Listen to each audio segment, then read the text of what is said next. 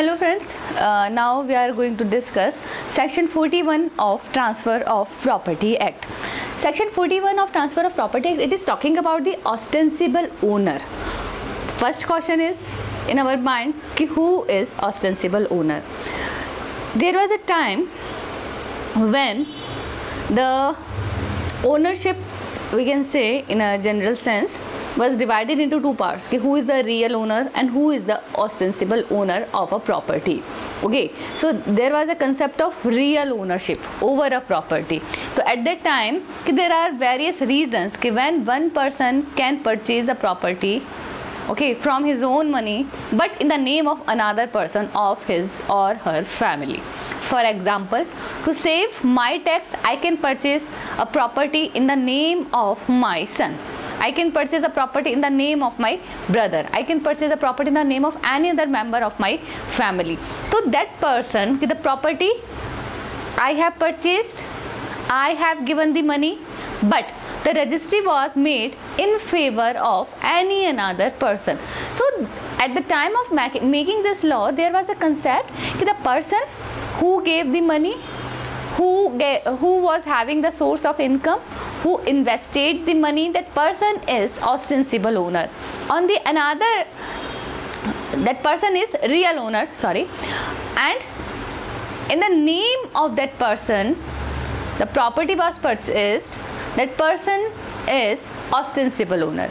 I am giving the money, I am purchasing the property, so I am the real owner and I am purchasing the property in the name of my sister. My sister is ostensible owner, I am real owner. So there was a concept, there were so many reasons why the persons are purchasing the property.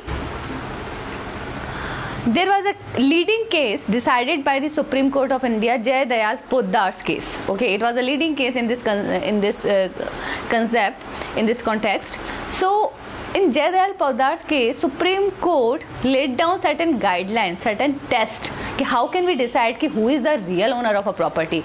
So there are few things decided by the Supreme Court. The first thing which was decided, it was कि who is the person having source of income. First thing, who have given the money.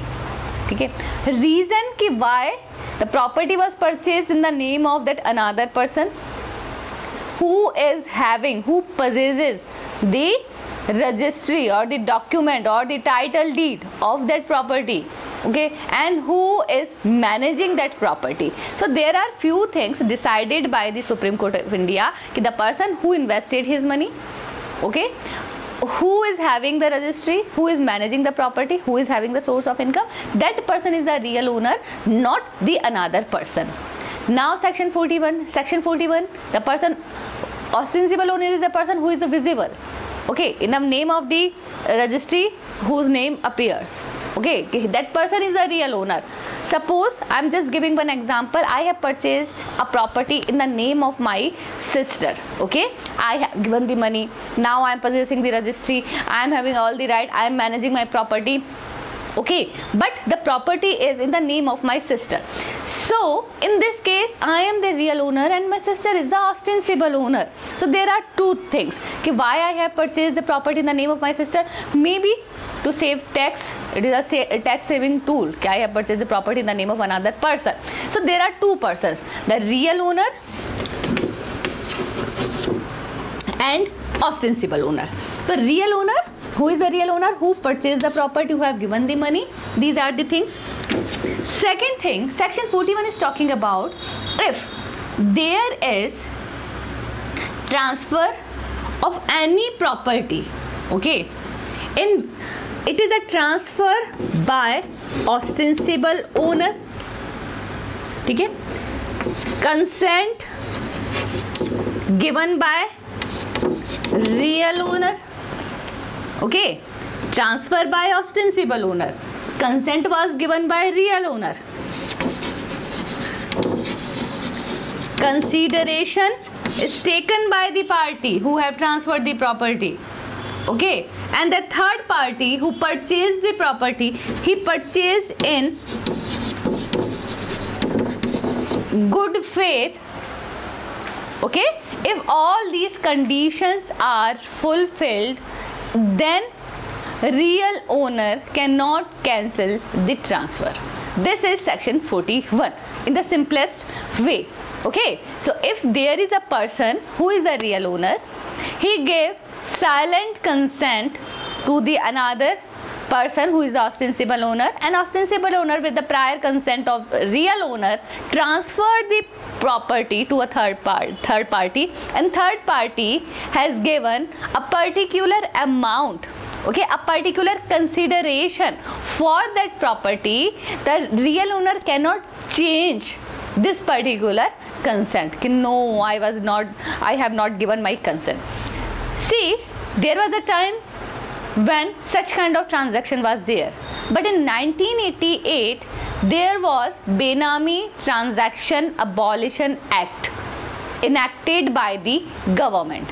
Okay, such kind of transfers, given we are purchasing a property in the name of another person, generally in a common sense it is said that it is a Benami transaction. Okay, I have purchased the property in the name of another person, it is a Benami transaction. Okay, so in such kind of system, in such kind of things, remember in 1988 there was a Benami Transaction Act, and after Benami Transaction Abolition Act, and after the enactment of this act, if even without the consent of real owner property is transferred, it is a valid transfer. Why? Whose name appears on the document, that person is the real owner. Now we cannot apply who is a real owner, who is the ostensible owner. There is no such kind of difference, and because of the enactment there was a change in Registration Act as well. So remember, there was a time when section 41 was having a great importance, but nowadays in ostensible ownership, after the commencement of Benami Transaction Abolition Act, it is not having much importance. Okay, in our next class we will discuss the next doctrine of Transfer of Property Act. Thank you.